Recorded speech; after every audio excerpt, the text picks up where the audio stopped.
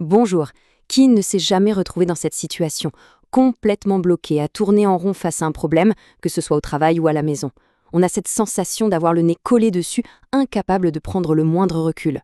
Aujourd'hui, on explore une idée psychologique vraiment puissante qui offre une porte de sortie, ce qu'on appelle le tiers séparateur. Alors, c'est la question de départ. Pourquoi est-ce qu'on a parfois cette sensation d'être dans une impasse? Pourquoi les pensées se mettent à tourner en boucle sans jamais aboutir à quoi que ce soit? C'est une expérience que tout le monde connaît, et la clé, en fait, elle se trouve dans la manière dont on est lié au problème. La première pièce du puzzle, c'est un phénomène qu'on appelle la fusion.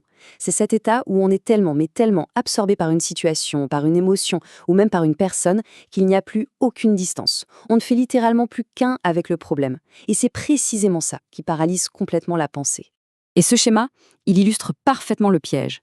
Regardez à gauche, la dynamique à deux. C'est une boucle fermée, un ping-pong incessant entre soi et la situation, fait de réactions émotionnelles, d'actions défensives. Mais à droite, ah là, tout change. L'introduction d'un troisième élément, le fameux tiers, vient briser cette boucle. Il transforme le duel en un triangle ouvert. Et c'est ça qui crée cet espace vital pour que la réflexion et de nouvelles perspectives puissent enfin émerger. Et c'est vraiment là que tout bascule. L'arrivée de cet élément extérieur vient tout changer.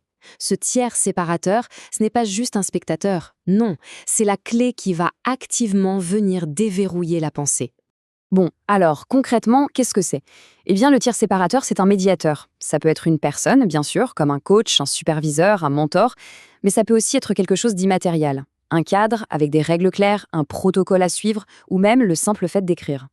Son rôle, qui est crucial, c'est de s'interposer entre soi et son vécu immédiat pour permettre enfin de respirer et de réfléchir. D'accord, mais comment ça marche exactement? Quel est le mécanisme psychologique qui est à l'œuvre? En fait, c'est un processus en 3 temps qui va complètement transformer notre rapport à l'expérience. Alors, voyons ces étapes. D'abord, le tierce crée une distance psychique. Il vient briser l'immédiateté de l'émotion. Ensuite, il transforme la dynamique. On passe de ce face-à-face, de ce duel un peu stérile, à une relation à 3, beaucoup plus riche. Et enfin, et ça c'est le point essentiel, il soutient ce qu'on appelle la symbolisation, c'est-à-dire la capacité à mettre des mots, des images, bref, du sens sur une expérience qui n'était que brute. Cette citation, elle résume absolument tout. Le tiers séparateur permet de prendre ce qui était une expérience subie, confuse, parfois même douloureuse, et d'en faire un objet. Un objet que l'on peut observer, analyser, comprendre. On ne subit plus, on pense. On devient en quelque sorte l'auteur de sa propre réflexion sur la situation. La théorie, c'est une chose, mais voyons un peu comment ce concept prend vie sur le terrain. L'un des cadres les plus révélateurs pour ça, c'est l'analyse de la pratique professionnelle, ou APP, où des professionnels se réunissent pour réfléchir ensemble à leur travail. L'objectif de l'AP, ce n'est pas de trouver des solutions miracles, non.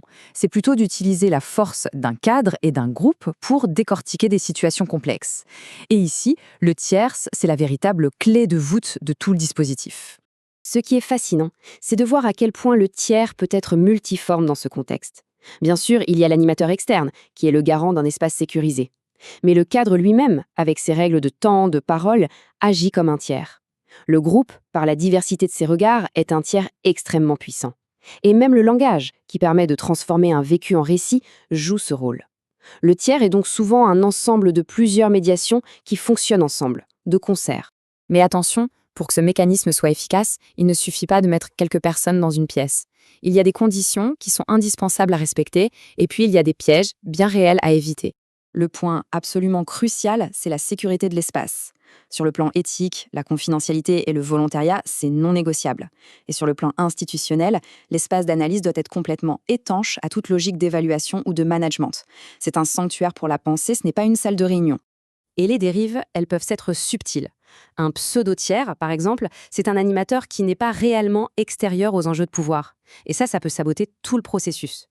Il faut aussi faire très attention à ce que l'objectif reste bien l'analyse de la pratique, et non une thérapie de groupe déguisée ou une session de formation technique. La clarté de l'objectif est vraiment primordiale. Finalement, ce concept, il révèle une stratégie universelle. Face à une impasse, plutôt que de forcer, la véritable question devient: quel tiers est-il possible d'introduire? Un regard extérieur, un cadre bien défini comme l'écriture, ou même, pourquoi pas, un changement d'environnement. L'essentiel, c'est de créer cet espace pour que la pensée respire. Penser, ce n'est donc pas seulement un effort de volonté, c'est aussi un art de la structure. Et la structure la plus simple pour débloquer la pensée, eh bien c'est le triangle.